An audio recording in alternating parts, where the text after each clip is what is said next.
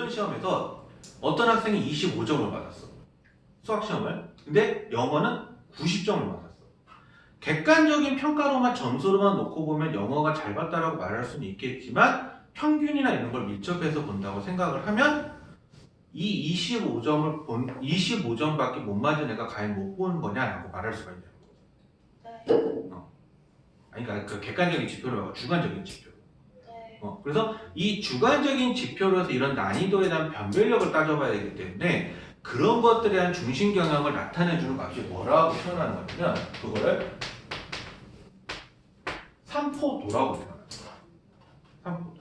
그래서 이 삼포도는 딱 하나밖에 얘기를 안 해요.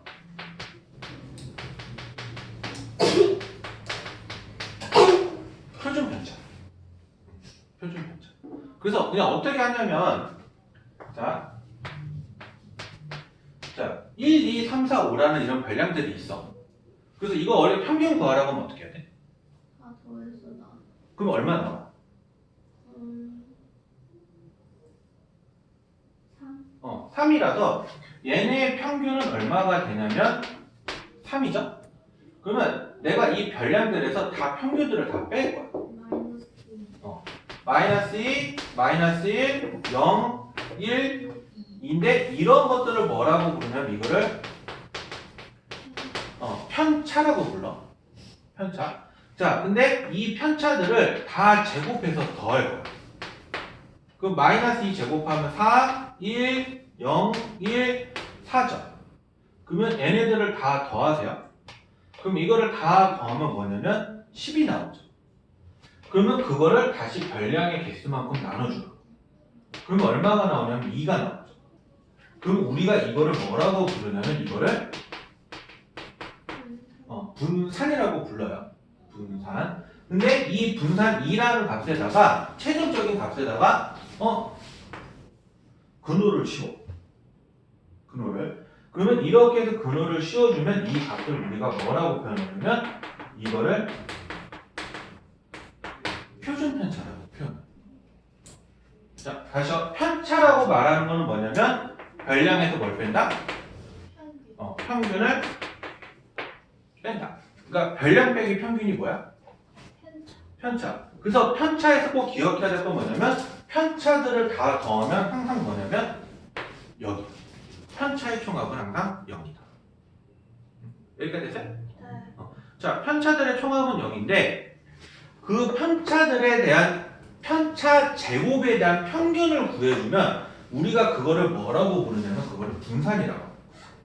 근데 그 분산에다가 근호를 씌우네? 그게 뭐다? 표준 편차. 표준 편차. 그래서 삼포도의 표준 편차는 자료의 중심 경향을 나타내주는 말을 쓰는데 정확하게는 중심 경향에서는 분포 상태.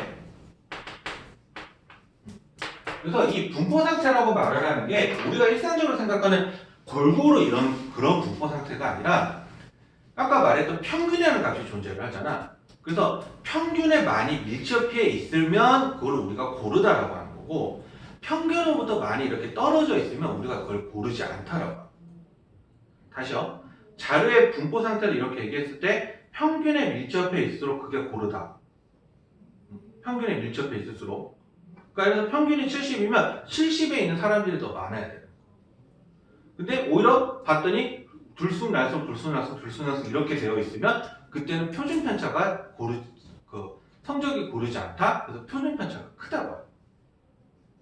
자, 그래서 이 말을 얘기를 했을 때 어떤 말을 하는 거냐면 표준 편차가 작으면 작을수록 성적이 그러니까 뭐라고 그러냐면 고르게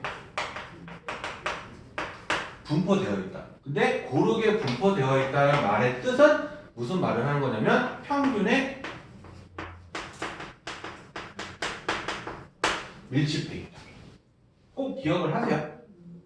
자료의 그 중심 경향이라는 통계적인 이야기를 했을 때 가장 중요하게 말하는 부분이 이 내용이야. 이 내용. 혹시 여기까지 질문? 됐어요? 그런 내용인 거고 실제로 근데 이 통계가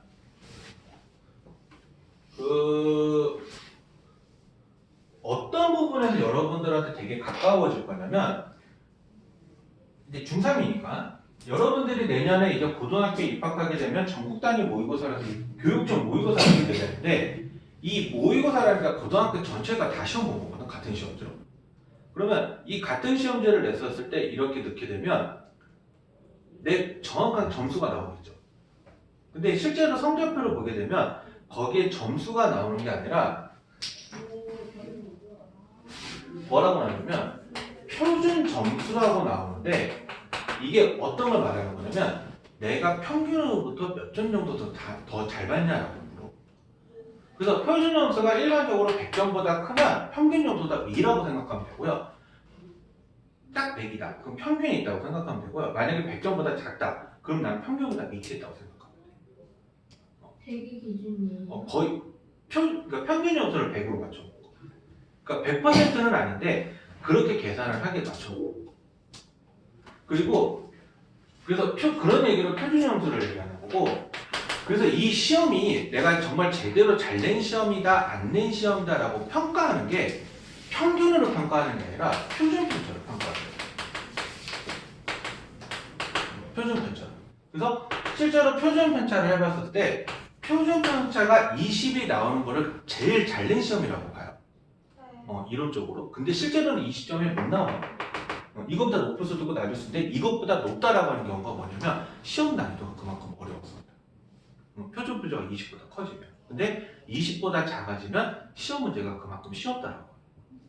그래서 보통 이게 20보다 작아버리면 어떤 문제가 발생하냐면 100점부터 100점이 1등급이고 거기서도 하나 틀 때마다 등급이 하나씩 깎이고 뭐 100점 맞으면 1등급이고 98점 맞으면 2등급이고 뭐 96점 나오면 3등급이고 이런 식으로. 그러니까 표준 편차가 어쨌든 이것보다 높게 나오는 시험이 더 나은 시험인 거죠.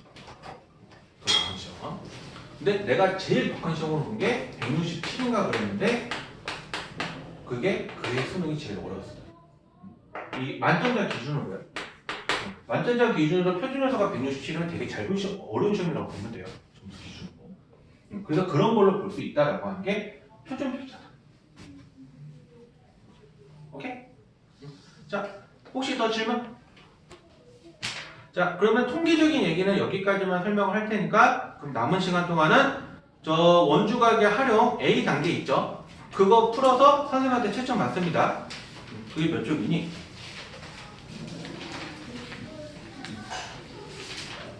자, 90쪽 얼마 안 되네. 90쪽, 91쪽. 자, 그거 풀어서 가져와 보세요.